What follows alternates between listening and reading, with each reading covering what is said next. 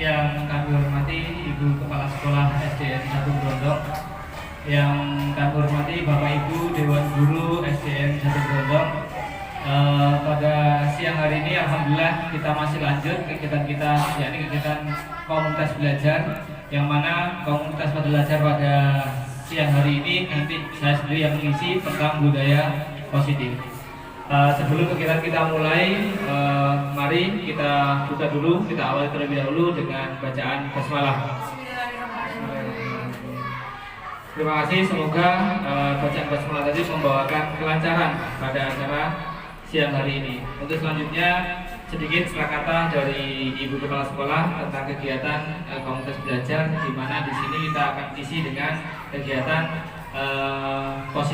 budaya positif. Kepada beliau waktu dan tempat kami persilakan. Terima kasih. Waalaikumsalam warahmatullahi wabarakatuh. Alhamdulillah wa syukurillah wa hawla wa la quwwata illa billah. Asyhadu an la ilaha illallah wahdahu la syarika lahu. Puji syukur senantiasa kita panjatkan kehadirat Allah Subhanahu wa taala yang sampai hari ini masih memberikan rahmat dan hidayah kepada kita semua. Salawat dan salam semoga tetap tercurah pada junjungan kita Nabi besar Muhammad SAW. Bapak Ibu Guru SDN 1 Brondong, alhamdulillah hari ini kita bisa berkumpul kembali dalam kegiatan komunitas belajar yang materi hari ini akan diisi oleh Pak Farid, yaitu tentang budaya positif. Kalau Bapak Ibu sudah membuka materi ini yang ada di PMM, ini tinggal pemantapan. Tapi kalau Bapak Ibu belum pernah membuka topik budaya positif yang ada di PMM, ini adalah awal Bapak Ibu belajar tentang budaya positif. Apa itu budaya positif, bagaimana penerapannya di sekolah, dan apa saja yang dilakukan oleh Bapak Ibu guru tentang budaya positif nanti akan dijelaskan oleh Pak Farid. Tapi Bapak Ibu sekedar sekilas tentang budaya positif itu meliputi 6 hal, yaitu yang pertama adalah perubahan paradigma tentang stimulus respon, yang kedua adalah tentang konsep disiplin positif, yang ketiga keyakinan kelas, 4 pemenuhan 5 kebutuhan dasar manusia, 5 posisi kontrol, dan 6 segitiga restitusi. Nah, 6 hal ini Bapak Ibu ada di topik PNL. Hari ini akan dibahas oleh Pak Farid bersama-sama kita. Nanti pendalamannya lebih dalam lagi, Bapak Ibu bisa belajar mandiri lewat PNL-nya. Begitu Bapak Ibu ya. Tidak banyak yang akan saya sampaikan. Yang jelas bahwa budaya positif di sekolah itu adalah merupakan pembiasaan hal yang baik yang mencakup sikap atau perilaku maupun tutur kata oleh seluruh warga di sekolah. Jadi kita tidak hanya menuntut anak harus mempunyai budaya positif, perilaku yang positif, tapi juga seluruh warga sekolah termasuk kita selaku Bapak Ibu guru. Ingat Bapak Ibu ya, murid-murid kita itu bukan miniatur orang dewasa, bukan, tapi mereka adalah pribadi yang unik. Apa yang mereka lihat dari Bapak Ibu gurunya ditiru, ATM. Mereka mengamati tingkah laku kita, mereka menirukan tingkah laku kita, dan mereka juga memodifikasi. Artinya mereka setelah meniru nanti jadi mempunyai cara sendiri untuk berperilaku seperti Bapak Ibu gurunya. Jadi saya berpesan, sekecil apapun yang Bapak Ibu guru lakukan di sekolah, lakukan yang baik. Kalau kita menginginkan anak masuk ruangan mengucapkan salam, maka kita sendiri pun kalau masuk ruangan juga harus mengucapkan salam. Kalau kita menginginkan anak-anak bisa membuang sampah di tempatnya, maka kita pun harus memberikan contoh kalau membuang sampah di tempatnya. Kalau kita menginginkan anak-anak menyayangi temannya, tidak mengejek temannya, tidak membuli, atau seperti tadi materi saya pas gitu Bu ya, ada materi perundungan, maka kita pun harus mengajari mereka, kita sendiri tidak memanggil teman kita dengan nama yang bukan namanya. kecuali ini nggak tahu ini perkecualian atau apa ya, kita memanggil Bu Nurul, teman-teman punya panggilan sayang sendiri, itu termasuk bully atau tidak Pak? Boten ya, karena itu panggilan sayang ya, panggilan sayang, atau itu ini untuk ganti istilah.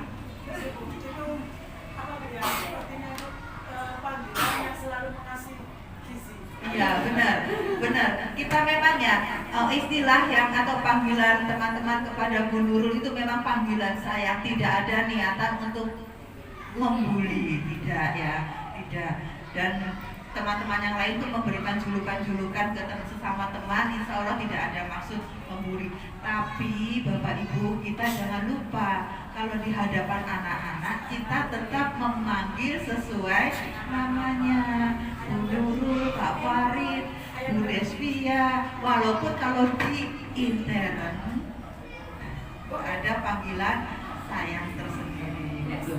Karena memang topik yang kita ambil temanya kan tentang perundungan dan atau bullying itu.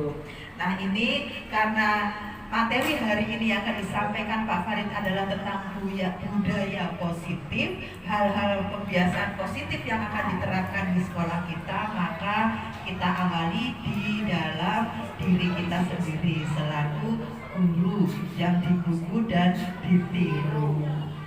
Jadi jangan sampai hilang Bu ya keguruan kita. Nanti profesi kita guru tapi tingkah laku kita tidak mencerminkan guru, kan eman. Itu saja Bapak Ibu yang bisa saya sampaikan. Mudah-mudahan materi hari ini tentang budaya positif memberikan manfaat bagi kita semua dan memberikan kebaikan untuk lembaga kita, sehingga kita bisa menerapkan kebiasaan-kebiasaan yang baik di lingkungan sekolah kita. Terima kasih. Wabillahi taufiq wal hidayah. Wassalamualaikum warahmatullahi wabarakatuh. Monggo Pak Farid.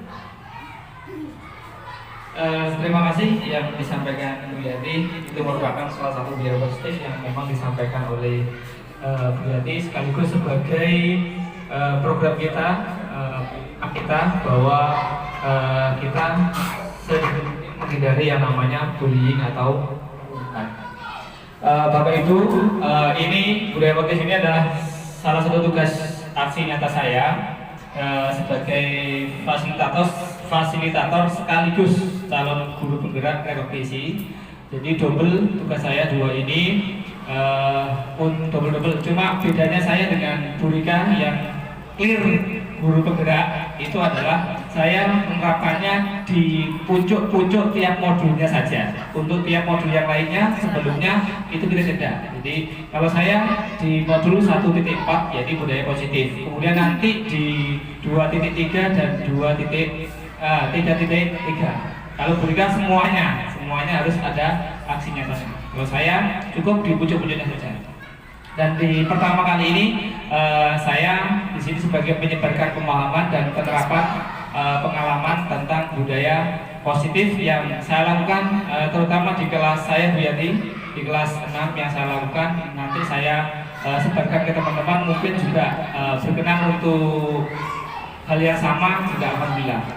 Bapak Ibu, kita mulai untuk budaya positif yang saya buat di sini adalah yang pertama tentang konsep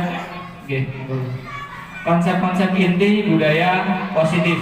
Tadi disampaikan Bu Yati ada 6. Yang pertama itu adalah perubahan paradigma positif. Artinya kita senantiasa berpikir positif thinking. Kemudian yang kedua, disiplin positif. Yang ketiga adalah nilai-nilai kebajikan. Yang keempat, kebutuhan dasar sebagai manusia. Kemudian yang kelima, motivasi perilaku manusia. Yang keenam, posisi kontrol guru. Kemudian yang ketujuh, keyakinan kelas. Dan yang kedelapan yang disampaikan Bu Yati adalah segitiga restitusi. Jadi ini puncak dari 8 ini adalah puncak dari konsep-konsep daripada budaya positif. Kita pelajari satu persatu. Yang pertama adalah pembelajaran dengan paradigma baru. Di mana pembelajaran dengan paradigma baru merupakan pembelajaran yang dirancang berdasarkan prinsip pembelajaran berdiferensiasi. sehingga peserta didik belajar sesuai kebutuhannya berdasarkan tahap perkembangan sesuai teori psikologi, baik itu yang modern, sehingga untuk mewujudkan profil pelajar Pancasila yang kita terapkan setiap harinya. Kemudian untuk profil pelajar Pancasila seperti yang kita tahu ada 6. Yang pertama, beriman, bertakwa kepada Tuhan Yang Maha Esa dan berakhlak mulia. Yang kedua, mandiri. Yang ketiga, bernalar kritis. Yang keempat, gotong royong. Yang kelima, kreatif. Dan yang keenam adalah berkebinekaan global. Jadi profil pelajar Pancasila ini sudah kita terapkan dalam 1 tahun yang lalu sudah, karena kita sudah menerapkan kurikulum Merdeka. Kemudian miskonsepsi tentang teori kontrol. Yang ini berarti ada kesalahpahaman kita tentang teori-teori yang kita lakukan selama ini. Yang pertama, ini adalah sebuah ilusi guru mengontrol murid. Nah, kalau dalam hal positif, maka kita tidak boleh terlalu mengontrol oleh siswa kita. Kemudian yang kedua, ilusi yang kedua adalah bahwa semua penguatan positif, efektif dan bermanfaat. Yang ketiga, ilusi bahwa kritik dan membuat bersalah mampu menguatkan karakter. Yang keempat, ilusi bahwa semua penguatan positif, efektif dan bermanfaat. Merubah paradigma stimulus respon ke pendekatan teori kontrol. Nah, ini yang biasa kita lakukan di kolom yang warna biru. Realita kebutuhan kita sama, tapi untuk kontrol tentang ini adalah realita kebutuhan kita berbeda. Jadi setiap individu memiliki kebutuhan yang berbeda. Kedua, semua orang melihat hal yang sama. Untuk kontrolnya adalah setiap orang memiliki gambaran yang berbeda. Yang kita pandang sama, tetapi secara pikiran jelas kita berbeda. Sama-sama kita refreshing di pantai, tetapi apa yang kita nikmati belum tentu sama. Kemudian yang ketiga, kita mencoba mengubah orang agar berpandangan sama dengan kita. Tapi kita harus berusaha memahami bahwa pandangan orang lain tentang kita itu jelas berbeda. Kemudian yang keempat, perilaku buruk dilihat sebagai suatu kesalahan. Kita melihatnya di situ adalah perilaku memiliki suatu tujuan. Jika hal seperti ini kita lakukan, maka kita melakukan hal yang positif. Nanti kita masuk di segitiga restitusi. Jadi kesalahan ini akan menjadi hal positif jika kita lakukan segitiga restitusi pada konsep yang ke-8 nanti. Kemudian yang kelima, orang lain bisa mengontrol saya, tetapi hanya ada yang bisa mengontrol diri Anda. Jadi kita atau anak kita sendiri yang mampu mengontrol dirinya masing-masing. Jadi sebenarnya orang itu tidak bisa kita kontrol 100%. Kita tidak bisa mengontrol orang itu 100%. Kemudian saya bisa mengontrol orang lain, Anda tidak bisa mengontrol orang lain. Kemudian pemaksaan ada pada saat bujukan gagal. Kemudian kita lakukan kolaborasi dan konsensus menciptakan pilihan baru. Kemudian model berpikir menang atau kalah. Sedangkan kita kalau di teori kontrol menggunakan model berpikir menang kalah. Yang kedua, konsep yang kedua adalah disiplin positif. Di mana disiplin berasal dari kata disiplina yang artinya belajar. Disiplin mengacu pada disiplin diri yang memiliki tanggung jawab terhadap apa yang dilakukannya berdasarkan nilai-nilai yang diyakini. Artinya disiplin yang dilakukan ini berasal dari dirinya, bukan karena peraturan ataupun karena orang lain. Kemudian disiplin positif merupakan salah satu cara penerapan disiplin yang bertujuan untuk menumbuhkan kesadaran serta memberdayakan peserta didik tanpa imbalan penghargaan atau reward, apalagi berupa ancaman atau hukuman. Kemudian yang ketiga, sebagai pendidik, tujuan kita adalah menciptakan peserta didik yang memiliki disiplin diri sehingga memiliki berperilaku mengacu kepada nilai-nilai kebajikan universal dan memiliki motivasi intrinsik dalam perubahan perilaku ke arah yang lebih baik. Jadi perubahan pada disiplin positif anak-anak kita itu mengacu pada motivasi intrinsik yang tumbuh dari dalam dirinya. Yang ketiga, konsep yang ketiga adalah nilai-nilai kebajikan. Nilai-nilai yang disepakati bersama lepas dari suku, bangsa, agama, bahasa maupun latar belakang. Di sini ada 3. Yang nilai yang kita percaya pertama adalah profil pelajar Pancasila yang sudah kita sebutkan, beriman bertakwa kepada Tuhan Yang Maha Esa dan berakhlak mulia, berkepentingan global, gotong royong, mandiri, bernalar kritis, kreatif. Yang ini kita terapkan insya Allah setiap hari. Kemudian yang kedua yang dipaparkan oleh IBO Premier Years Program atau PYP, toleransi, rasa hormat, integritas, mandiri, menghargai, antusias, empati, keingintahuan, kreativitas, kerjasama, percaya diri, dan komitmen. Itu juga merupakan nilai-nilai kebajikan yang sebenarnya sudah ada dalam diri seseorang. Dan yang ketiga, 9 pilar karakter yang dikemukakan Indonesia Heritage Foundation atau IHF, yakni cinta Tuhan dan segenap ciptaannya, kemandirian dan tanggung jawab, kejujuran, amanah, diplomatis, hormat dan santun, serta dermawan, suka menolong dan gotong royong, percaya diri, kreatif dan pekerja keras, kepemimpinan dan keadilan, baik dan rendah hati, toleransi, kedamaian dan kesatuan. Di sini 9 pilar ini juga masuk ke dalam profil pelajar Pancasila yang disederhanakan. Kemudian yang keempat, konsep yang keempat yakni kebutuhan dasar manusia.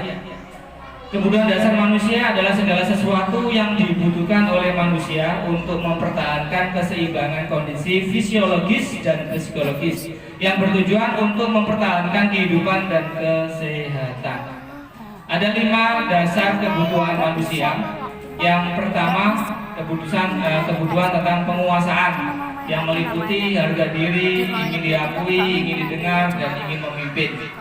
Kemudian kebutuhan dasar yang kedua adalah bertahan hidup, meliputi mencari makan, kemudian pakaian, tempat tinggal, keamanan dan kesehatan. Kemudian yang ketiga, kasih sayang dan rasa diterima, meliputi rasa diterima tadi adalah tentang dipedulikan, berbagi dan kerja sama. Yang keempat, tentang kesenangan, yakni ingin bermain, ingin juga bercanda atau humor, kemudian ingin juga antusiasme, kemudian ingin juga tertawa. Dan yang kelima, kebutuhan dasar manusia adalah kebebasan, di mana setiap manusia ingin mandiri, memiliki pilihan sendiri, kemudian juga mencoba hal-hal yang baru. Jadi ini adalah kebutuhan dasar daripada manusia. Kemudian yang kelima, konsep yang kelima adalah motivasi perilaku manusia. Ada 2, yakni ekstrinsik dan intrinsik. Untuk yang pertama, untuk menghindari ketidaknyamanan atau hukuman, dan yang untuk mendapatkan imbalan atau penghargaan dari orang lain, ini masuk ke dalam motivasi ekstrinsik. Jadi masih tergantung dengan apa yang dikatakan orang lain. Nah, yang diharapkan adalah yang ketiga ini. Yang diharapkan dalam budaya positif adalah yang ketiga ini, untuk menjadi orang yang mereka inginkan dan menghargai diri sendiri dengan nilai-nilai yang mereka percaya sendiri. Nah, inilah yang diinginkan di dalam budaya positif tentang motivasi intrinsik. Tentunya kalau ingin membangkitkan suatu motivasi intrinsik, perlu adanya budaya-budaya positif yang kita lakukan di lembaga kita. Kemudian konsep disiplin dengan identitas gagal. Contohnya, hukuman itu jelas menyakitkan, tidak nyaman juga. Kemudian murid takut, kemudian juga merasa terpaksa. Kemudian murid menyembunyikan kesalahan sehingga tidak bisa jujur. Kemudian murid menjadi rendah diri. Kemudian penghargaan ini juga sebenarnya tidak baik. Yang pertama, tidak efektif, merusak hubungan atau sifat iri. Kemudian mematikan kreativitas, kemudian menghukum dengan sistem ranking, merampas hak menghargai dirinya. Jadi ini adalah konsep disiplin yang gagal, sehingga kalau bisa sangat kita hindari. Nah, yang kita lakukan adalah konsep disiplin dengan identitas sukses. Dengan cara apa itu? Yakni dengan konsekuensi.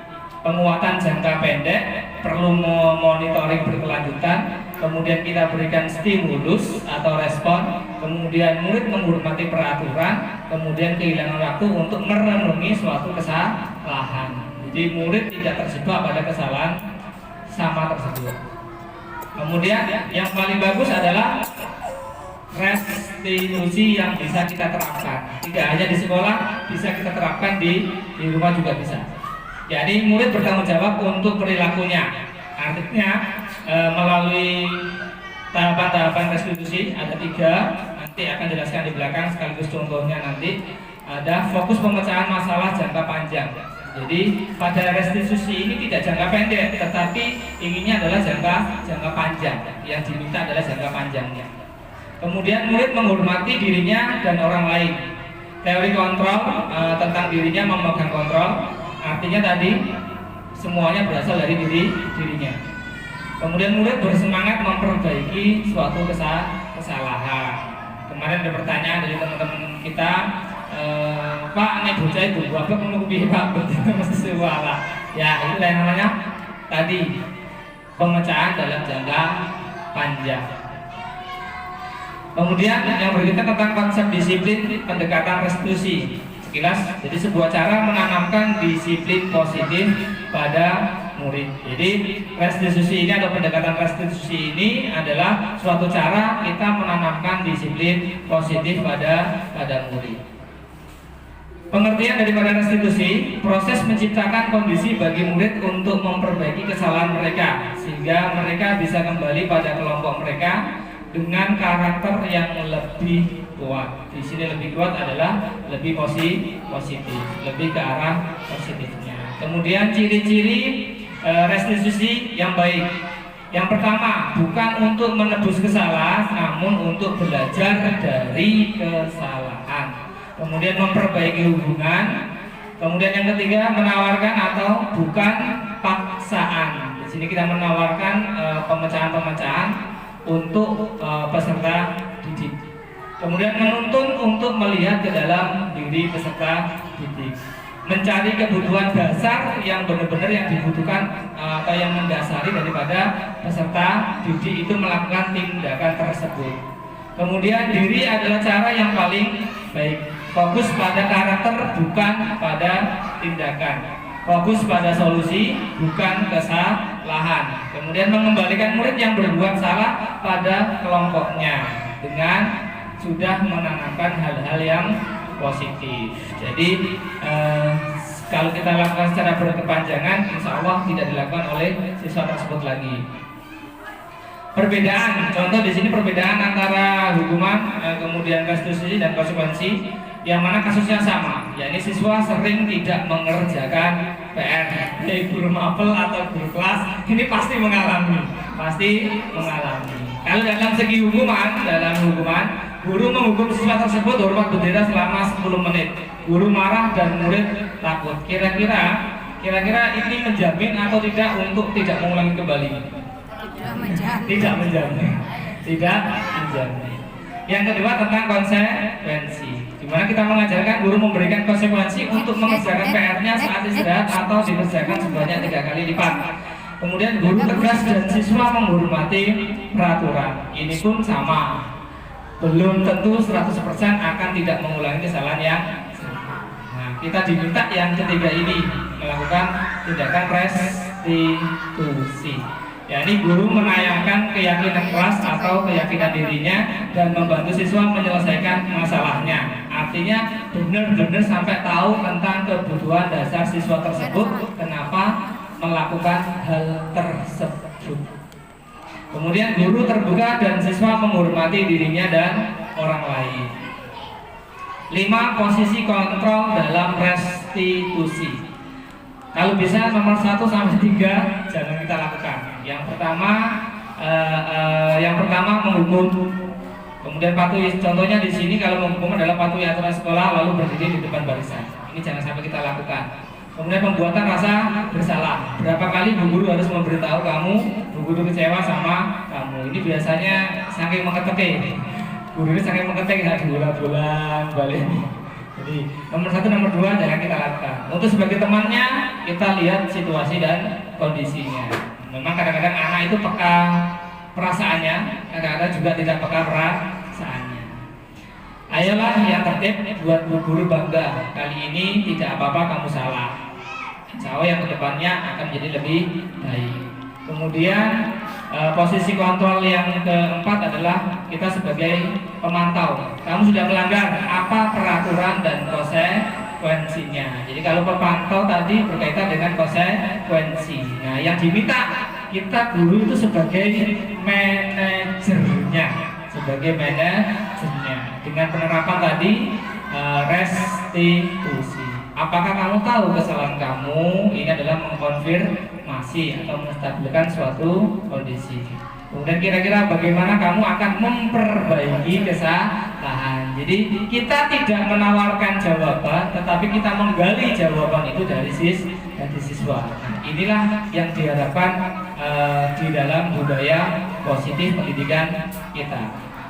Yang ketujuh, konsep yang ketujuh adalah tentang keyakinan kelas. Mengapa harus keyakinan kelas? Mengapa tidak peraturan kelas saja? Ada pertanyaan seperti ini, mengapa kita memiliki peraturan tentang penggunaan helm pada saat mengendarai kendaraan roda 2 atau motor? Biasanya kebanyakan orang helman itu karena kalau masuk pada apa nih? Kota, iya betul ya. Masuk ke kota-kota yang benar-benar memang, apalagi yang di Surabaya di Pak Muklis ya, pakai CCTV langsung jebret karena nomornya langsung itu. Biasa berarti kan bukan dari dirinya, masih karena peraturan. Yang diharapkan bukan seperti itu sebenarnya. Kemudian ada pertanyaan kedua juga seperti ini, mengapa kita memiliki peraturan tentang penggunaan masker dan mencuci tangan setiap saat, kan gitu. Jadi orang itu akan memakai masker bila mereka itu dalam kondisi seperti kemarin, kita dalam pandemi seperti itu, dalam kondisi seperti itu baru kita memakai. Padahal dalam hal positifnya, kalau kita memakai masker di luar lingkungan kita, itu kita mungkin menghindari yang namanya penyakit pernafasan. Jadi beda jika itu karena peraturan dengan timbul dari dirinya sendiri. Kemudian kegiatan membuat keyakinan kelas. Di sini ini yang saya lakukan dan saya terapkan dalam kegiatan saya. Jadi guru bersama murid membuat kesepakatan atau keyakinan kelas. Yang pertama yang kita lakukan adalah kita proses diskusi tentang pemahaman. Jadi kita memahamkan apa itu keyakinan kelas, apa itu keyakinan kelas. Jadi semuanya clear dari siswa kita. Kita benar-benar menggali apa yang diharapkan oleh siswa tersebut supaya kondisi yang kita harapkan itu bisa terwujud. Nah, contoh yang saya lakukan di sini adalah pengen kelas itu yang kondusif. Jadi pengen bagaimana kelas kita ini supaya kondusif. Saat Pak Fahar menjelaskan itu harus bagaimana nanti dan lain sebagainya, itu kita berikan diskusi dulu, kita berikan pemahaman dulu terhadap siswa. Sehingga yang kedua ketemu kita menyusun suatu peraturan menjadi suatu keyakinan. Ketemu nih tidak boleh rame. Nah, nanti akan ketemu jawaban seperti itu ke siswa kita. Nah, dari hal tersebut itu kita ambil yang positifnya. Contohnya nggak boleh rame, berarti kita ganti dengan hal yang positif berubah menjadi keyakinan.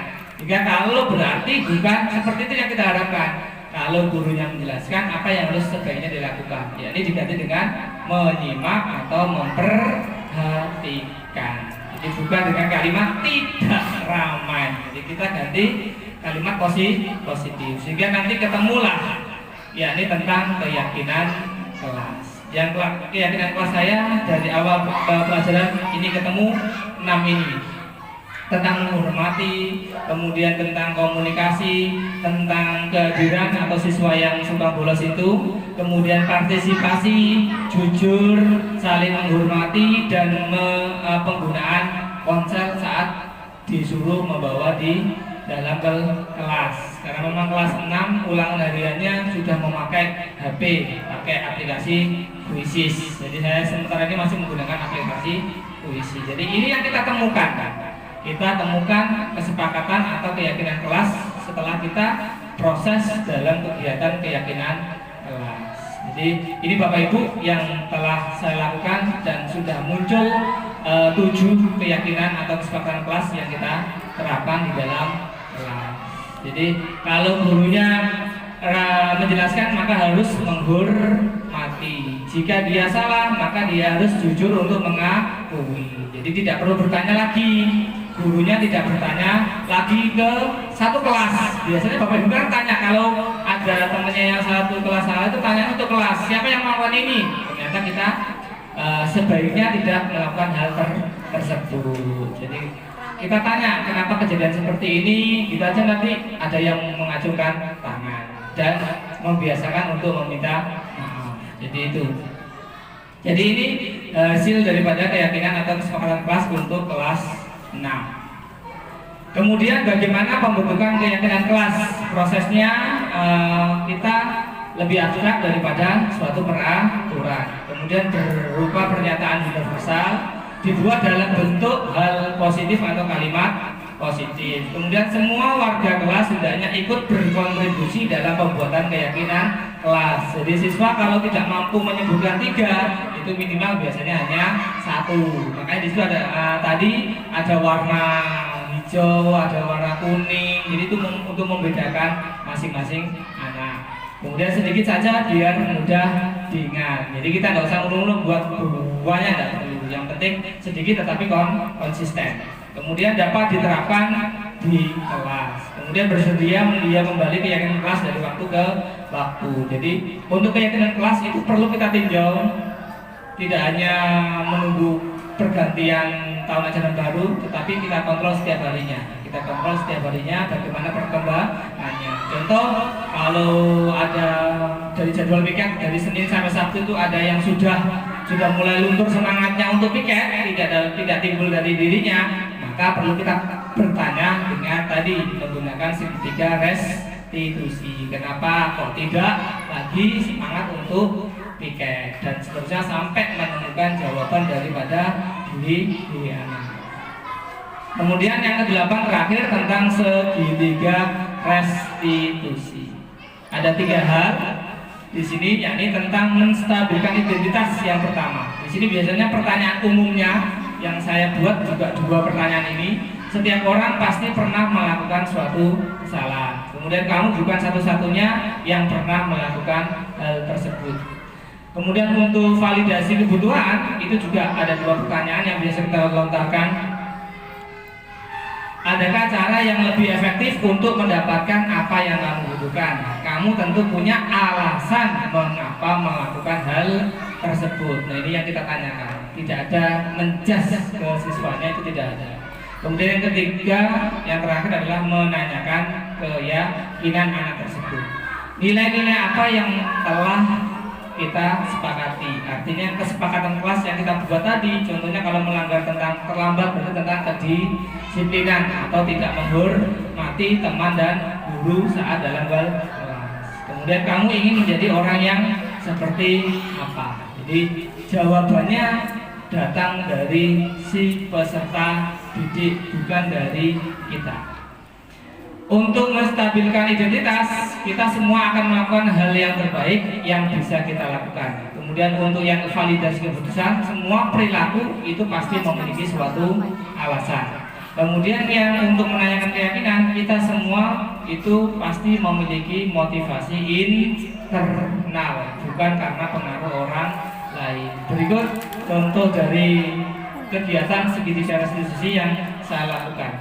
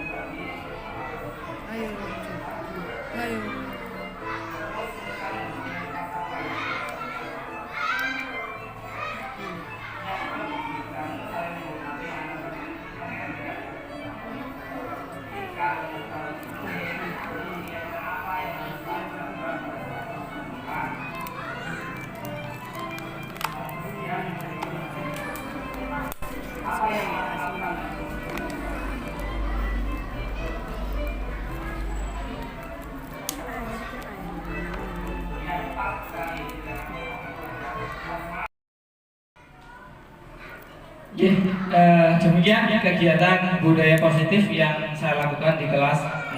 Monggo Bapak Ibu bisa sharing di kelas kita bersama ini. Monggo kalau ada yang ditanyakan silakan. Kalau ada yang kurang paham silakan ditanyakan.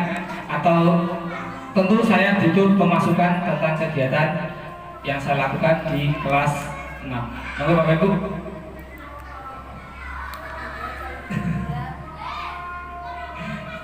Ya, sudah pengalaman nih Pak ya. Monggo berikan, tidak tolong dikasih masukan saya.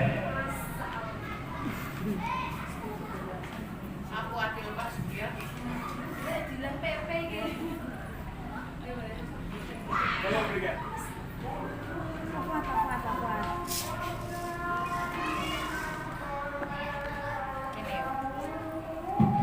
Terima kasih. Bismillahirrahmanirrahim. Assalamualaikum warahmatullahi wabarakatuh.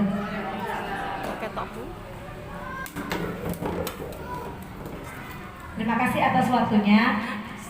Terima kasih juga kepada Pak Farid yang sudah menyampaikan tentang konsep budaya positif tadi kepada kita semuanya. Menurut saya penjelasan yang sudah panjenengan sampaikan tadi sudah bagus ya. Alangkah baiknya jika tidak hanya kita yang menerapkan, jenengan saya yang sudah mendapatkan ilmu, tapi juga teman-teman yang lain. Jadi dari kegiatan yang jenengan laksanakan ini sangat sangat membuka hati kita untuk bahwa tadi yang jenengan sampaikan tidak ada lagi rankingan, kemudian tidak ada lagi aturan. Karena aturan itu yang saya tahu dan yang sudah jenengan sampaikan tadi itu seperti mengekang anak.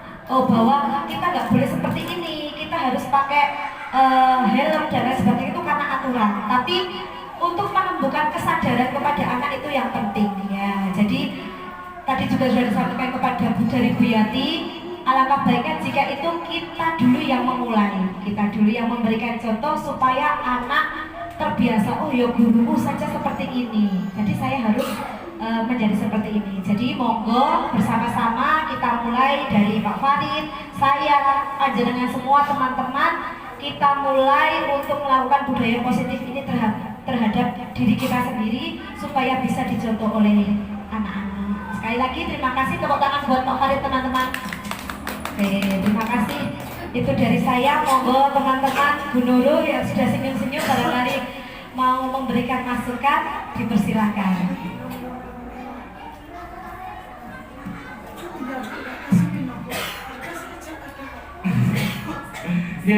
Terima kasih Bu Rika yang sudah memberikan apresiasi yang luar biasa terhadap saya.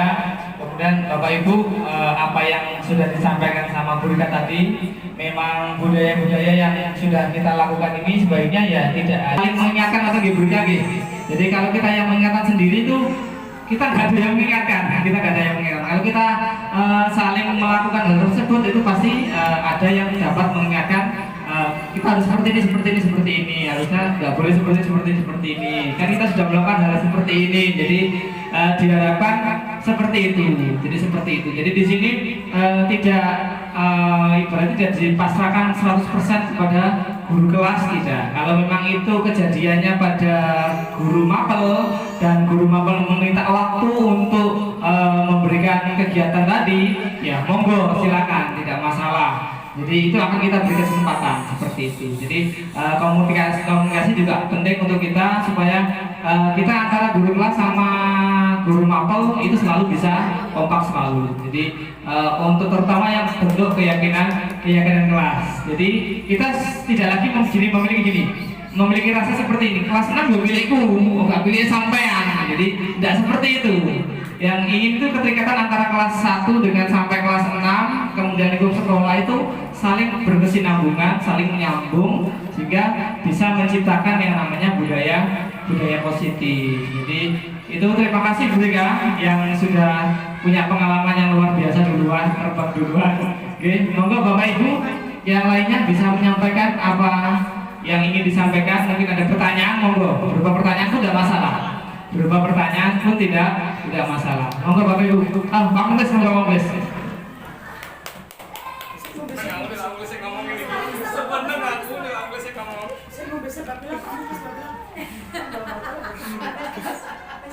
Terima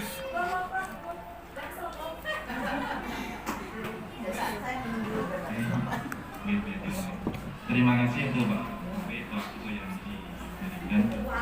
Yang saya tangkap di sini adalah adanya atau keinginan perubahan konsep dari sebuah peraturan yang selama ini sekolah melakukan seperti apa dengan adanya peraturan-peraturan yang ada di sekolah yang sifatnya mengikat siswa menjadi sebuah kebiasaan baru atau menumbuhkan kesadaran siswa. Jadi siswa tidak lagi terfokus dengan adanya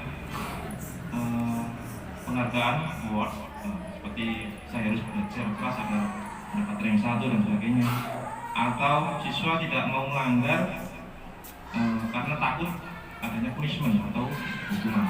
Jadi di sini ingin adanya perubahan konsep dari ketakutan tersebut menjadi kesadaran diri. Betul nggih? Cuma tadi Pak Farid juga memberikan sebuah pertanyaan dari Pak, karena setiap siswa kan heterogen, macam-macam katanya, ada yang bandel, ada yang apa ini? Slow ya, slow kayak ada yang bandel, ada yang apa ini nurut, cerdas dan sebagainya, Pak ya, intelijen. Lalu bagaimana kalau kita ketemu dengan anak yang sifatnya bandel? Dalam aturan ketika kita sudah membuat keyakinan kelas kita bagaimana, tidak boleh terlambat dan sebagainya. Terus dia melakukan serah perlu seperti itu. Nah, yang jenengan belum jelaskan di situ adalah penanganan atau dalam jangka panjang. Nah, itu yang saya harapkan, yang jangan jelaskan penanganan jangka panjangnya itu seperti apa, bagaimana, atau bisa jenengan contohkan. Kita aja, terima kasih.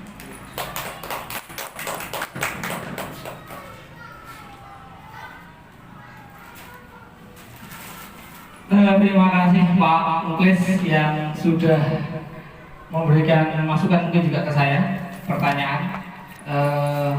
Inti dari pertanyaan Pak Muklis tadi adalah menanyakan bagaimana dengan siswa yang mengulang terus-menerus apa yang kesalahan yang dia lakukan. Tadi sedikit saya singgung Pak Muklis tentang kegiatan segitiga restitusi. Tetapi kalau kegiatan segitiga restitusi ini awalnya tidak lepas dari yang pertama adalah keyakinan kelas yang sudah kita sepakati bersama di dalam kelas. Kemarin baru kejadian Pak Muklis yang saya lagi sama Pak Bu Nurul, saya sedikit sama Bu Nurul, yang sebenarnya Bu Nurul Aulil itu awal tahun pelajaran baru Pak Muklis itu tidak pernah masuk sama sekali, tidak pernah masuk sama sekali. Begitu juga dengan siapa nih? Nadia kelas 6. Nadia kelas 6 itu juga sama, tidak pernah masuk. Nah, setelah saya konfirmasi ke orang tuanya untuk yang Aulil sama Nadia, untuk yang Nadia itu ternyata dia tidak masuk itu karena takut Pak Muklis. Takut sama bukan saya, tapi anehnya Pak Muklis sama Ustadz Hilma. Pertanyaan saya kan kenapa ini? Iya, ini kalau sama saya kayaknya teman-teman bisa percaya wajar. Tapi ini yang disebut adalah namanya Pak Hilma kalau Nadia. Nah, akhirnya saya konfirmasi ini sama ke orang tuanya. Cerita, ketemu satu titik. Ternyata anak ini itu kemampuan menghafalnya tidak bisa dipaksa. Nah, saat disuruh maju ke depan sampai katanya dia nangis, itu benar-benar tidak mau, katanya seperti itu. Akhirnya besoknya tidak sekolah kalau waktunya jenia. Hari Rabu sama Kamisnya tidak masuk. Makanya orang tuanya langsung sama Mungkin. Itu Pak Muklis. Nah, saya ketemu sama anaknya, tidak sama orang tuanya. Saya juga bertemu anaknya, kenapa alasannya? Apakah sinkron dengan yang dijelaskan ayahnya? Jadi yang pertama tadi menstabilkan identitas. Kita tanyakan betul si anaknya bagaimana. Jadi itu. Setelah kamu titik terangnya kamu guys sempat nggak masuk lagi, mengulang lagi kenapa dia nggak masuk juga cukup lama. Kenapa? Masih sama alasannya karena masih dihafalkan. Akhirnya kita kasih solusi, bukan kita yang kasih solusi, kita tanyakan terus mintamu seperti apa. Akhirnya keyakinan yang kita buat di kelas itu kayak apa sih? Bentuknya salah satunya apa sih? Coba di situ ada, di keyakinan saya itu ada partisipasi Pak. Ada keyakinan tentang partisipasi. Nah, kalau memang kamu tidak ingin berpartisipasi, coba kasih solusi dong untuk kamu yang memang di sini sudah punya programnya seperti ini. Jadi anaknya menemukan seperti ini Pak, saya tidak bisa menghafalkan banyak-banyak, cuma bisa menghafalkan 1 ayat saja dalam 1 hari. Oh seperti itu solusi kamu. Oke, nanti saya kasih tahu Pak, 5. Kalau kamu khusus kamu setornya 1 ayat dalam 1 hari, tidak langsung banyak. Nah itu akhirnya alhamdulillah si Nadia sekarang sudah sering masuk dunia ya Pak, bahkan rajin ikut dunia awal itu. Nah kalau si Aulinya ini takutnya memang karena saya katanya. Saya juga sudah mengkonfirmasi 2 kali ke rumah orang tuanya 2 kali Pak. Sama konfirmasi sama Bu Nurul masih diulangi lagi nggak masuk sampai 3 mingguan nggak masuk lagi. Akhirnya orang tuanya saya bersurat meminta Bu Yanti izin untuk mengundang orang tuanya ke sekolah. Nah ketemulah takutnya. Nah takutnya ternyata bukan karena takut karena saya galak, bukan. Karena takutnya adalah karena si anak ini kebutuhan soalnya anak Pak. Kita harus tahu betul kebutuhan anak itu. Ternyata dia takutnya itu tidak bisa mengerjakan seperti teman-temannya. Teman-temannya itu selesainya 20 menit, 15 menit sudah selesai mengerjakan tugas. Dia itu lupa Pak. Sampai 1 jaman baru menyelesaikan itu. Nah ternyata titik terangnya ketemunya di situ. Jadi bukan karena saya galak ngomong-ngomong dan lain sebagainya, bukan seperti itu. Nah ketemulah titik itu. Sehingga saya menemui kembali yang ketiga kalinya Bu. Ketiga kalinya karena si anaknya masih nggak mau sekolah. Kemudian saya terapkan yang ini, yang segitiga restitusi di rumahnya si Ulil tanpa ada orang tuanya dua-duanya. Saya minta ruangan sendiri, berbicara sendiri dan lain sebagainya. Akhirnya ketemu, oke, kamu butuhnya waktu berapa lama? Nanti kalau dalam ada tugas, tolong sampaikan. Kamu butuhnya berapa menit dan sebagainya. Nah, alhamdulillah dari itu Pak yang sudah terulang-ulang nggak masuknya itu sampai berminggu-minggu itu terulang 1 hari masuk, 2 minggu nggak masuk, 1 hari masuk, 3 minggu nggak masuk. Isinya dari bulan Juli sampai bulan Oktober ini itu di absensinya sekitar hanya 15 hari, 20 hari. Nah, minggu-minggu ini sudah mulai aktif makanya. Jadi itu memang harus perlu kita cari betul yang pertama kebutuhan si anak itu. Kemudian kita ingatkan dengan keyakinan kelas yang kita buat. Jadi ingat Pak Lukis, nggak bisa sekali 2 kali. Kadang-kadang juga kemarin nggak masuk, saya menanyakan ringan. Gimana kemarin kenapa nggak masuk? Ini alasannya. Terus gimana cara memperbaikinya? Dia mau lagi Pak. Jadi sudah mulai membaik dan membaik. Jadi itu Pak solusinya Pak. Kalau memang bandel ini tidak bisa di 1 kali selesai, tidak bisa Pak memang. Kita memang yang namanya anak-anak perlu sekali mengingatkan berulang-ulang kalau dia melakukan suatu kesalahan yang sama. Tetapi kalau sudah kita proses seperti ini, biasanya malu Pak. Karena yang menemukan solusinya adalah si anak sendiri, bukan dari kita. Jadi yang menemukan solusinya itu dari dirinya anak. Kalau sudah anak yang sudah menemukan solusinya untuk dirinya sendiri, maka dia mampu melaksanakan hal tersebut tanpa paksaan kita, tanpa omelan kita, tanpa aturan yang kita buat. Jadi ingat Pak Muklis, saya sudah mengalami 2 anak ini, alhamdulillah sudah mulai aktif. Cuma 1 yang belum teratasi ini. Betul. Masih sepupunya Bu Nurul. Terima kasih Pak Muklis. Gimana? Gimana?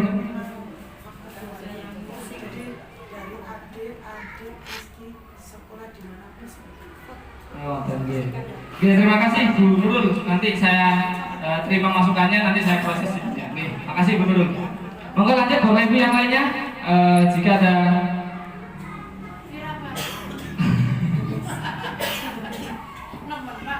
Oke, sampun. Saat kalian gue sama teratas. Oke. Jadi niku yang bisa saya sampaikan tentang budaya positif kita. Intinya sambung menyambung Pak memang. Kalau kita hanya contoh di awalnya Bu Rika nih yang menerapkan yang segitiga restitusi. Kemudian terputus di kelas 2, kelas 3, 4, 5-nya terputus. Kelas 6 dilakukan kembali, itu juga tidak bisa efektif, tidak bisa aktif. Makanya perlu berjenjang. Contohnya Bu Rika punya laporan nih, anak-anak yang mungkin kemarin yang sudah diatasi seperti ini, tolong dilanjutkan nanti kalau dalam mengalami suatu kesalahan yang sama ke anak ini, maka yang dilakukan seperti ini. Jadi kita tidak menunjukkan aturan lagi, kita tidak menunjukkan hukuman lagi Pak, kita tidak menunjukkan hukuman lagi. Sama kemarin Bapak Ibu, baru yang saya lakukan 3 minggu yang lalu sampai sekarang yang ingin saya lakukan adalah tentang tanggung jawab anak sampah Pak Muklis. Tanggung jawab anak terhadap sampah. Okay. Awalnya saya tidak menyuruh, tetapi saya memberikan pemahaman dulu. Pemahaman dulu mulai dari sejarahnya Bu Nur. Okay. Yang membersihkan sekolah kita ini siapa? Tanya. Ini jawabannya ketemu ini. Tak gali terus, akhirnya ketemu. Nah, seandainya kamu yang membersihkan, terus orang lain itu jualan, orang lain juga mau membersihkan itu.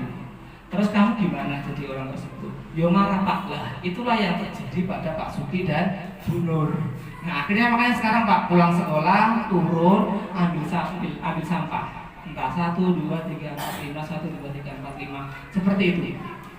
Jadi sebelum itu saya bukan menyuruh lagi, tetapi memberikan keyakinan kembali ke anak-anak, memberikan pemahaman lagi, ke pengertian lagi, supaya anak-anak ini mampu melakukan budaya positif tanpa saya suruh sebagai guru kelasnya. Jadi seperti itu Bapak Ibu, yang saya lakukan yang terbaru, yang saya lakukan 3 minggu ini, alhamdulillah. Oke, monggo Bapak Ibu mungkin bisa sharing tentang budaya positif yang jenengan lakukan di kelas, nanti juga bisa kita adopsi. Tadi Bu Yati di awal mengatakan kita ATM-kan, Bu Yati kita mengamati, kemudian kita tiru, kemudian kita motivasi setiap kelasnya masing-masing. Jadi monggo Bapak Ibu, ada yang bisa menyampaikan kembali, sangat dibutuhkan. Monggo, Bu Lia. Kayak Bu Lia pengen ngomong tapi mau angkat tangan.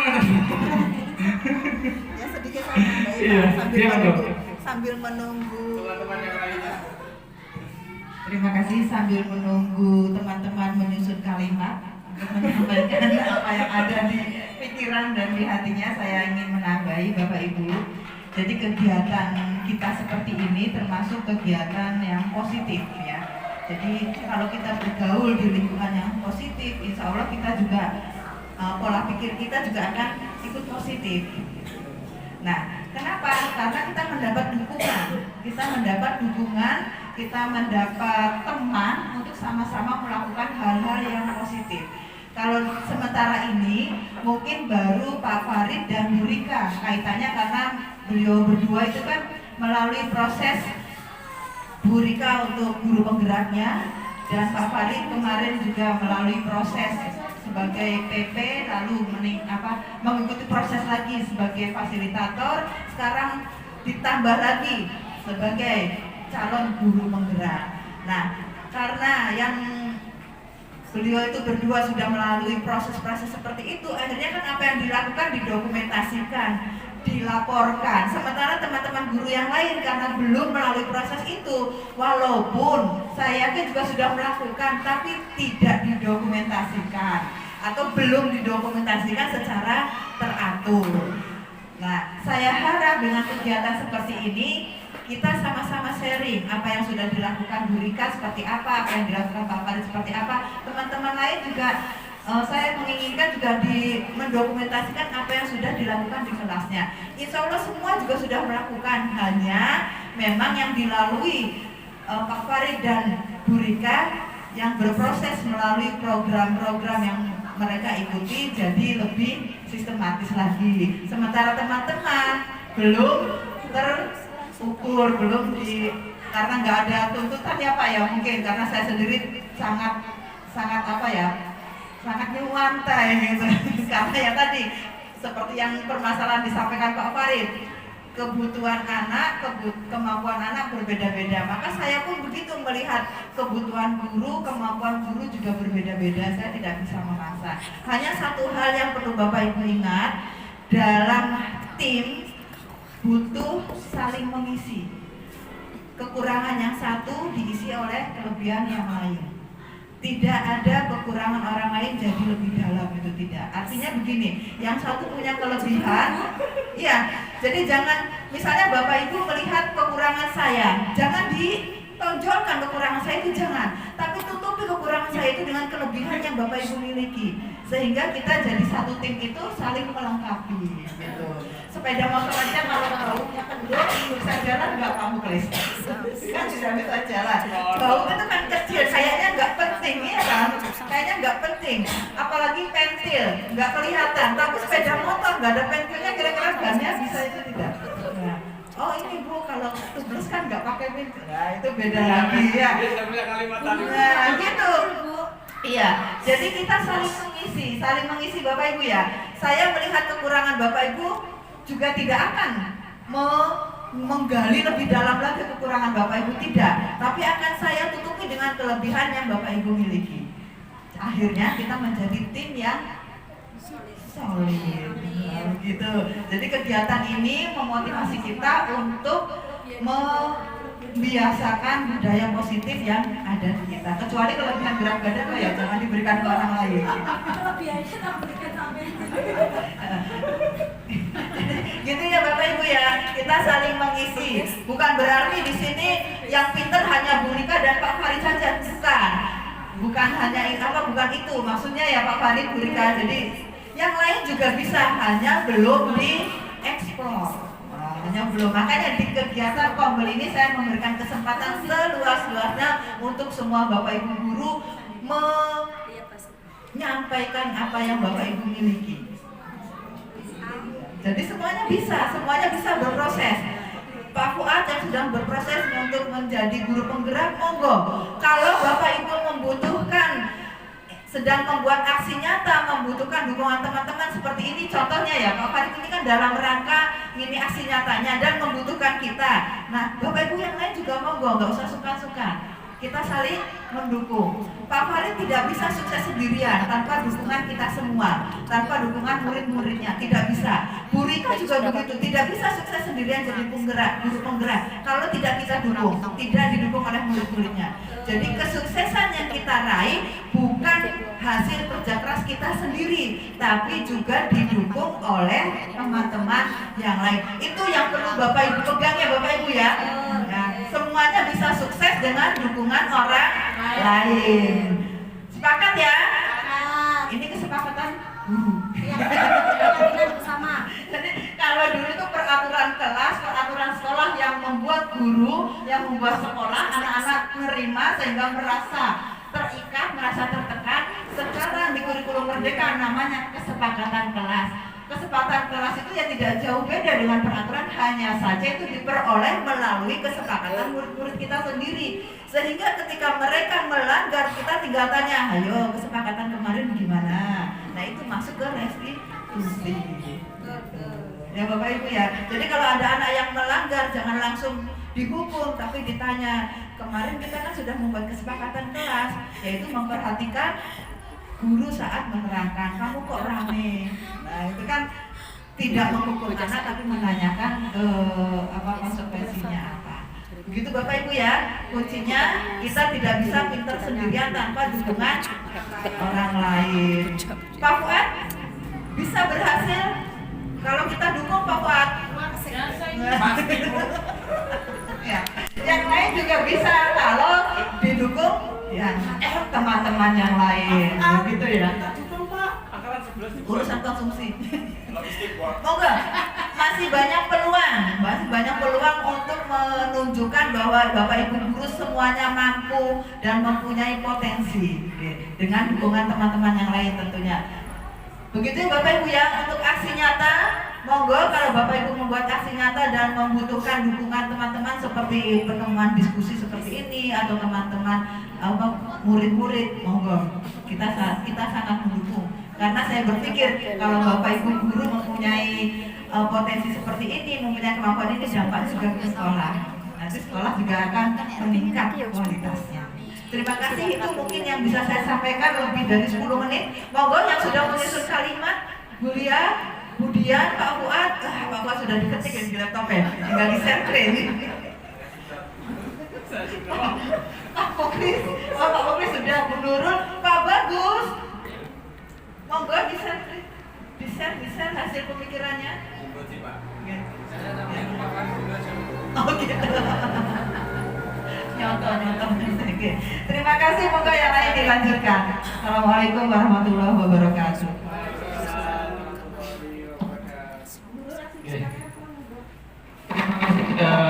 Bu Yati, sekaligus masukan kita semuanya. Poin yang bisa saya tangkap untuk yang disampaikan Bu Yati tadi, yang pertama, di ruang kita komunitas belajar ini memang banyak sekali yang bisa kita sampaikan ke teman-teman.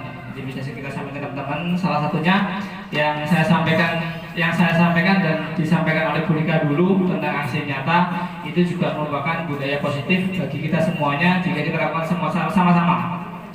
Kemudian yang kedua, yang tentang dokumentasi yang disampaikan oleh Bu Yati tadi, tidak hanya kita sebagai calon guru penggerak atau yang sudah menjadi guru penggerak itu yang bisa mendokumentasikan secara sistematis. Mungkin nanti Bu Rika yang lebih prakteknya itu Bu Rika yang itu Bu.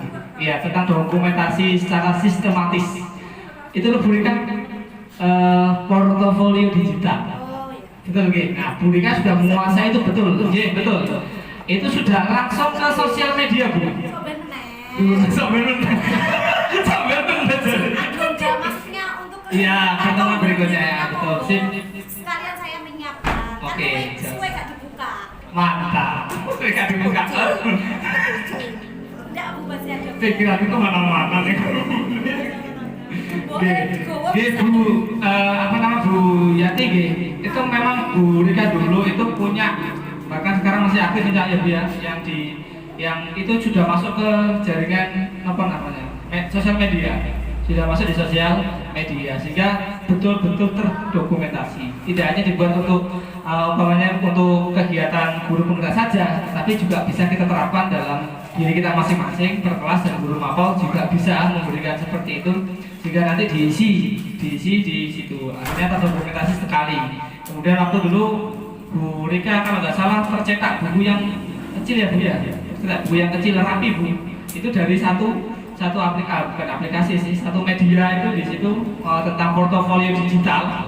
Itu ada gambar, ada tulisan kita terapkan di situ. Pembelajaran yang mungkin buat jenengan itu menarik dan perlu orang banyak tahu, maka bisa diekspos di situ, terdokumentasi. Sehingga kalau kita contohnya keperluan untuk PKS dan lain sebagainya gitu, pengen dokumentasi, tinggal menunjukkan portofolio digital kita buka laptop kita, sudah muncul di situ. Tanggal berapa kita post, terakhir post itu sudah kelihatan semuanya. Jadi enaknya di situ, dan yang paling menguasai Bu Rika. Saya hanya sekedar saja pelaksanaannya itu Bu Rika. Pelaksanaannya Bu Rika. Jadi mungkin langsung praktek Bu, soalnya langsung praktek dan menggeluti dan menggulung-gulung di situ. Sampai detailnya di situ. Jadi itulah nikmatnya kita punya pengalaman yang baru di guru penggerak, pendidikan guru penggerak. Itu pengalaman yang baru yang perlu kita asah. Tapi kalau kita sendirian tidak bisa, makanya ya stagmati setelah selesai untuk pendidikan guru penggeraknya selesai, tidak kita lanjutkan. Ternyata tadi yang disampaikan Bu Yati, ternyata bisa kita sambungkan dengan kegiatan kita, pembelajaran dalam sehari-hari kita. Jadi intinya seperti itu. Jadi monggo Bapak Ibu, kalau punya teknik pembelajaran yang luar biasa yang perlu banyak teman-teman tahu, kita siap mendokumentasikan, kemudian bisa kita share di komunitas belajar kita. Jadi seperti itu. mungkin Bapak Ibu juga sudah ada asing dengan gaya kelas, tapi saya sampaikan untuk gaya kelas di kelas 6 itu seperti itu. Kelas 6 lebih mudah untuk diajak. Tetapi untuk yang kelasnya Bu Rika, Bu Nurul itu kayaknya ekstra banget kayaknya. Bahasanya pun jelas berbeda dengan yang kelas 6, tidak seitu dan tidak bisa terdokumentasi atau tertulis. Yang anaknya yang nulis itu juga mungkin belum 100% seperti itu. Tapi kalau kelas 6 itu kalau sudah dipancing dengan kalimat pemantik atau pertanyaan pemantik itu sudah muncul. Cuma kadang-kadang memang belum terbiasa menuliskan apa yang dipikirkan, agak lama untuk menuliskan itu. Padahal sudah ada di benaknya, tinggal celak menuliskan, itu susahnya luar biasa. Tetapi alhamdulillah proses keyakinan kelas itu berjalan dengan baik. Dan monggo Bapak Ibu bisa memberikan masukan kepada saya atau bertanya kepada saya monggo tentang kegiatan budaya positif yang saya paparkan pada siang hari ini. Monggo Bapak Ibu ada pertanyaan kembali atau memberikan masukan kepada saya lebih senang diberikan masukan supaya yang saya lakukan ini bisa diperbaiki. Monggo beliau. Sudah bagus. Iya. Sudah bagus. Saya kira nggak fokus ah. Sudah bagus miliknya Bapak. Masa kawannya kau dah? Menurut Iya, di sini Nurul. Iya. dulu sama dia dulu. Bahkan kan yang praktek baik kan hari ini Bu Nurul. Iya. Sama Pak Pak Fuad. Jogoya Bayu. Assalamualaikum warahmatullahi wabarakatuh. Waalaikumsalam warahmatullahi wabarakatuh. Ya, sebelumnya mohon maaf ada kekeliruan. Ya, menarik. Untuk mengenai segitiga restitusi, sebelum kita mengenal segitiga itu memang kita sudah sering sekali untuk menangani anak yang bermasalah, tapi untuk prosesnya tidak sedetail seperti segitiga restitusi. Kan ada tahap-tahapannya, seperti yang pertama tadi memvalidasi kebutuhan, terus nomor 1 itu ya, menstabilkan identitas. Kemudian memvalidasi kebutuhan dan terakhir menanyakan keyakinan. Kemarin saya sempat pas ada kejadian di kelas 4 itu kebetulan pas saya gabung kelas 4A dan 4B. Nah itu pas istirahat hari Sabtu saya itu di kantor dipanggil siapa gitu, ada ambil buku atau gimana gitu. Terus itu ada setelah pulang itu ada wali murid yang WA saya, katanya anaknya itu nangis karena diajak temannya. Nah, yang diajak itu bapaknya. Kebetulan bapaknya itu memang sakit Pak, sakit mental. Nah setelah itu besoknya langsung saya ya sudah. Terus saya tanya, kan ngomongnya beberapa satu kelompok gitu loh Pak yang ngomong itu. Yang pertama kali yang memancing siapa? Itu disebutkan nama anaknya ini. Jadi saya panggil ke perpustakaan. Kemudian ya karena sebelumnya juga sudah alhamdulillah sudah punya sedikit ilmunya ketika pengembasan di SMP Boho. Jadi pertama biar anak ini tidak terkesan langsung, malah takutnya nanti kan gara-gara sampai dipanggil bulian gitu. Jadi pertama yang saya tanyakan ya seperti itu, menstabilkan identitas dulu, kemudian saya tanyakan keyakinan kelas.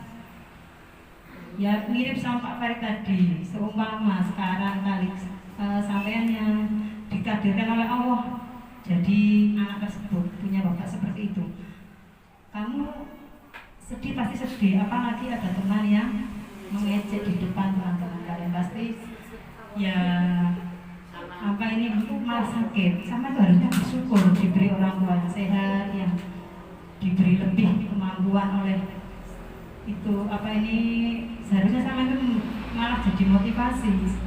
Kira saja yang orang tuanya begini bisa prestasi, tapi saya yang orang tuanya lebih dari dia kok kalah gitu. Jangan malah dijadikan kekurangan kamu itu untuk membuli teman kamu gitu.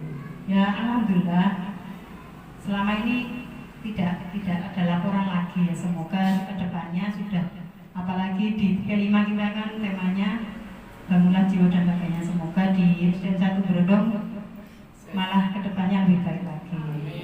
Nah mungkin itu saja yang bisa saya sampaikan. Wassalamualaikum warahmatullahi wabarakatuh. Waalaikumsalam. Monggo Pak Bagus kalian. Langsung. Sambung menyambung.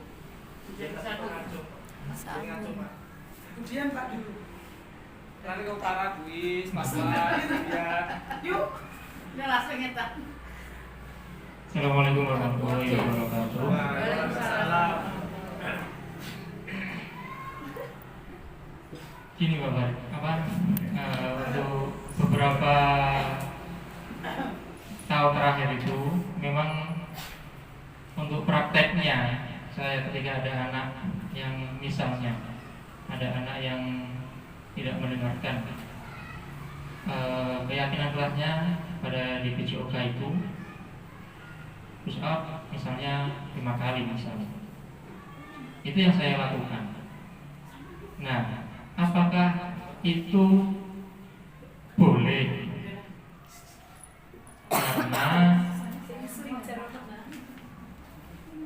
Karena itu juga kan untuk membangun fisik anak tersebut. Itu di PJOK. Itu yang pertama. Ketika itu tidak boleh, nah saya akan merubah keyakinan kelas tersebut di kelas masing-masing. Yang kedua,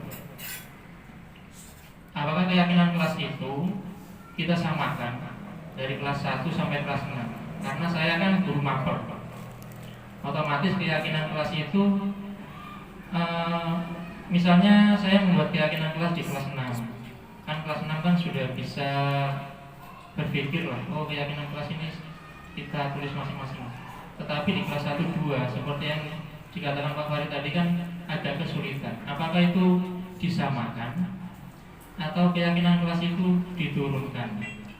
Apakah kita mengikuti wali kelas masing-masing? Seperti itu. Karena di kelas pun ada keyakinan kan yang sudah disusun sama wali kelas masing-masing kan. Apa kita juga mengikuti tersebut, kemudian kita membuat tambahan keyakinan lagi untuk guru mapel, atau kita samakan? Seperti itu. Mungkin bisa dijelaskan.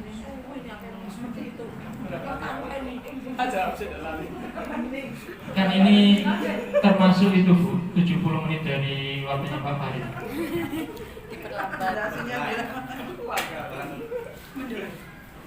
Oke, terima kasih Bu Lia, Pak Bagus. Alhamdulillah untuk Bu Lia sebagai guru mata pelajaran pendidikan agama Islam, alhamdulillah sudah menerapkan segitiga restitusi Bu yang dengan sampaikan tadi. Cuma memang kita belum memahami ini masuk ke mana, masuk menstabilkankah atau masuk divalidasikah atau masuk di keyakinan. Itu mungkin agak racunnya di situ. Karena memang hal tersebut itu perlu kita lakukan secara rutin jika mengalami masalah.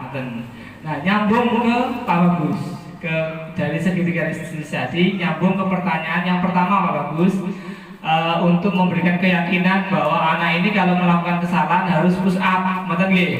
Nah, di Pak Bagus itu bukan masuk ke restitusinya, tetapi masuk ke yang pertama Pak, hukuman Pak.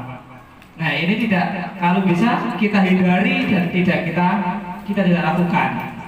Artinya di situ walaupun itu materinya PJOK, tetapi kan kalimatnya di situ nanti menjadi negatif karena anak kalau punya salah harus dihukum.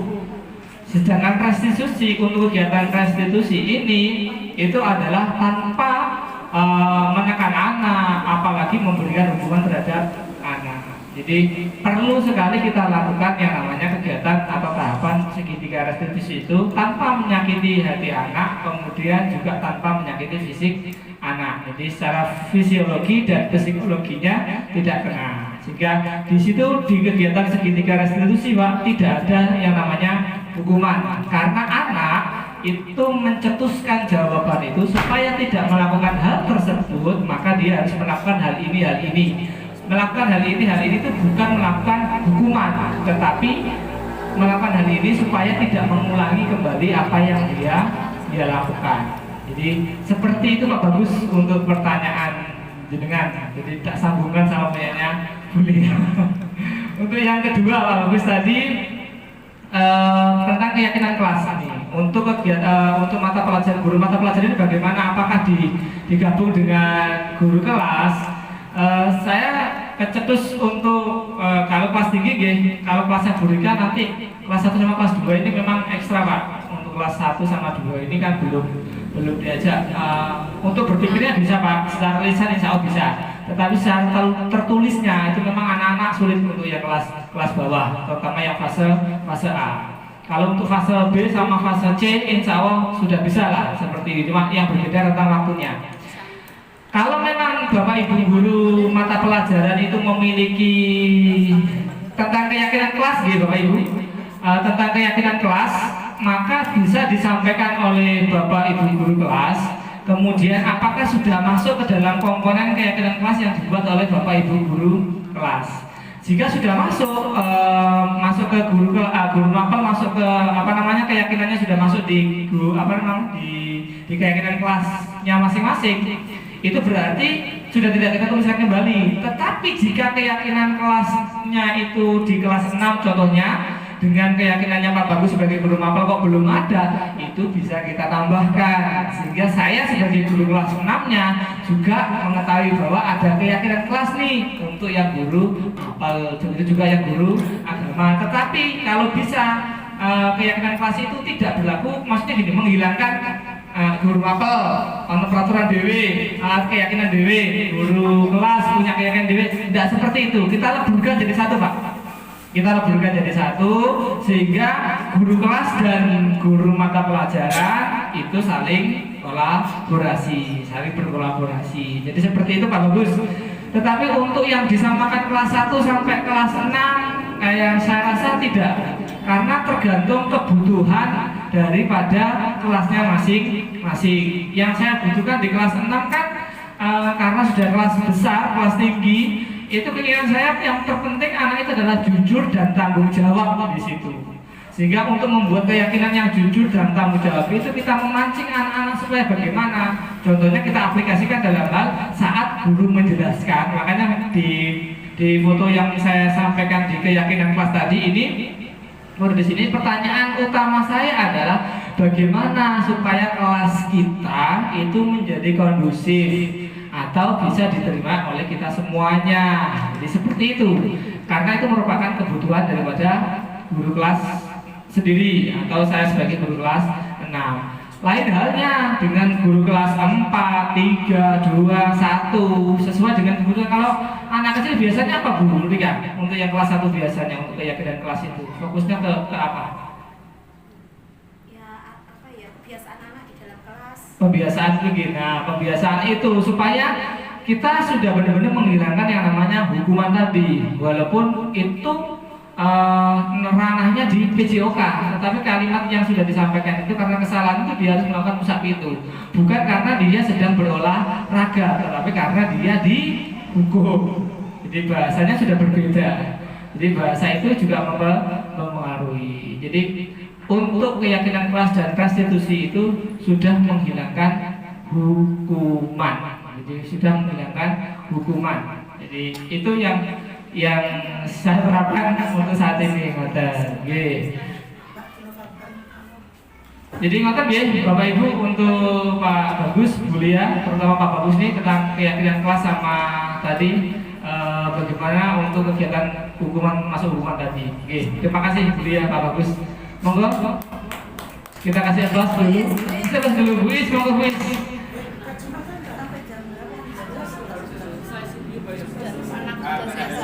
Saya mundur saja. Ngawur. Jumat loh. Tadi jam 11:30 ya. Assalamualaikum warahmatullahi wabarakatuh. Waalaikumsalam warahmatullahi wabarakatuh. Terima kasih Pak Farid atas kesempatan waktu saya. Ini Pak Farid, memang untuk menyelami sifat anak itu beda dari kelas rendah dan kelas tinggi. Artinya gini, kelas 6 misalkan satu contoh, dulu sering kan Ulil kan nggak masuk ya, sering gitu. Kemudian tak tanya kenapa Ulil nggak masuk? Karena gini alasannya, takut pelajarannya bagus. Oke. Kemudian iya, matematika, bahasa Jawa memang saya akui Pak, sulit. Kok apalagi anak, guru saja kadang-kadang kelewat sulit ya untuk menjelaskan aksara Jawa pasangan ini sing piye ta? Sing mampu diterima. Ya, tetapi kalau Ulil enggak gitu. Gini Bu ya, saya tuh kalau memang enggak masuk, itu anak-anak ini kok Bu. Kok ini enggak masuk, ojo terus-terusan ta. Itu dari saya, pada aku menyampaikan. Selain saya menyampaikan pada pelajaran di waktu penjelasan pelajaran materi itu ya, saya seringkan gini, anak-anak kalau memang anak-anak sering nggak masuk, pada akibatnya sampai nanti nggak bisa pelajarannya tulis. Padahal dilanjutkan untuk tingkat SMP itu juga ada bahasa Jawa. Nah, pada akhirnya mulai begini. Oh iya, Ulil ya. Iya Bu, saya menyadari Bu. Ternyata sekarang saya sering masuk. Itu manfaatnya saya kok gini Bu. Loh Lil, ada manfaatnya toh kalau sampai sering masuk. Sering masuk itu manfaatnya Pak. Bisa toh pelajarannya tulis sampai mendapatkan nilai 80. Oh iya Bu ya. Iya Bu. Nah, tapi kalau kelas 1 itu lain lagi Pak. Kalau untuk digitukan nggak mangsa. Nah, nanti pelajaran bahasa Jawa itu sampai SMP loh, nggak bisa kalau kelas 1. Tetap saya kondisikan untuk masuk itu gini, jangan takut ya dengan pelajarannya Bu Is. Memang semuanya itu merasa takut, bukan anak satu saja nak, tetapi semuanya takut. Pada akhirnya kalau sampai nggak masuk, tetap tidak bisa. Kalau masuk terus, insya Allah sampai tambah menerima pelajarannya Bu Is, semakin pintar kalau masuk. Itu Pak, lah itu merupakan hukuman atau tidak saya nggak tahu. Yang jelas panjenengan menjelaskan tadi, perasaan saya bukan hukuman. Pelangi kalau ditanya, saya suka Bu Is. Terima kasih Pak Farid. Aku bingung lagi Ulil hujan kok. Oke, terima kasih Bu Is. Ngapunten Bapak Ibu, untuk Bu Is sebagai penutupnya karena waktu memang sudah menunjukkan dan kita untuk Bu Is untuk Bu Is, memang Bu Is kelas fase A dengan fase C itu jelas berbeda Bu Is. Tadi saya sempat konfirmasi bukan konfirmasi memfasilitasi untuk ke Bu Rika bagaimana untuk kelas 1. Kelas 1 itu Bu Is memang ke arah pembiasaan. Ke arah pembiasaan, di mana arah pembiasaan itu kita nih sebagai guru kelas, saya juga belum mengalami kelas 1 saya rasa yang paling jadi sorotan ke anak itu tentang bagaimana yang pertama penyampaian ke anak. Kemudian yang kedua itu media yang kita pakai. Anak-anak itu biasanya kalau anak kecil itu tentang warna, tentang apa itu juga suka banget. Makanya kita bisa menambahkan ke medianya tersebut. Untuk anak-anak memang tertariknya di situ. Kalau saat seperti ke Nanda Ulil tadi, untuk Nanda Ulil yang kelas tinggi fase C itu tadi, ya kita ngalir enak Bu Is, nggak masalah. Anak itu lebih enak, lebih bisa diterima. Tetapi kalau anak kecil yang usianya kelas 1 dan kelas 2 atau fase A itu memang susah Bu Is, itu pembiasaan. Jadi perlu pembiasaan, kemudian model pembelajarannya jenengan, cara menyampaikan jenengan juga tidak bisa sama dengan anak-anak kelas fase C. Jadi pengennya main terus Bu Is, pengennya main terus. Jadi untuk mengetahui hal tersebut, walaupun mata pelajaran dengan bahasa Jawa, insya Allah kalau dengan berkolaborasi dengan Bu Rika, bagaimana cara anak kelas 1 bermain tetapi sambil belajar itu kayak apa, nanti insya Allah itu akan mudah diterima dan menyenangkan bagi anak. Walaupun tuh bahasa Jawa katanya sulit, tapi kalau bahasa itu kalau dibiasakan insya Allah bisa, insya Allah akan biasa dari pembiasaan itu. Intinya tidak, umpamanya Pak Bagus kan nyuruh push up nih, walaupun PJOK, mungkin jenengan sebagai guru bahasa Jawa ini nggak ngerjakan PR atau nggak bisa disuruh nulis sampai 1 lembar 2 lembar bahasa Jawa Latin, nggak enggak. Nah, berarti kan jenengan nggak masuk di situ, tapi jenengan masuk ke restitusi sebenarnya, cuma untuk pembelajarannya. Untuk pembelajarannya jenengan itu memang perlu memberikan cara yang bermain bahasa Jawa, tapi masih kayak bermain gitu, entah permainan Jawa, entah permainan tradisional. Nanti kondisi yang sudah mengakar itu Bu Rika kelas 1, cara menangani kelas itu Bu Rika yang bagaimana cara belajar tapi sambil bermain sambil belajar. Jadi kita bolak-balik seperti itu. Terima kasih Bapak Ibu, mari kita kasih aplaus untuk kita semuanya. Alhamdulillah.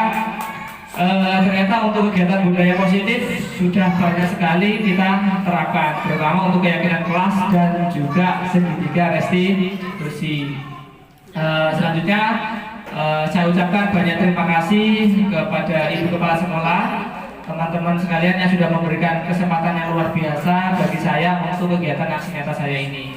Kemudian yang kedua, mohon maaf apabila saya sudah mengganggu waktu panjenengan, mengganggu waktu luang panjenengan. Saya mohon dimaafkan. Kemudian terima kasih atas masukan, kemudian atas pertanyaan yang begitu luar biasa yang disampaikan oleh Bapak Ibu beserta Ibu Kepala Sekolah yang sudah luar biasa pada siang hari ini. Sekian dari saya, mohon dimaafkan apabila banyak sekali kekurangan dan kesalahan. Saya akhiri, assalamualaikum warahmatullahi wabarakatuh.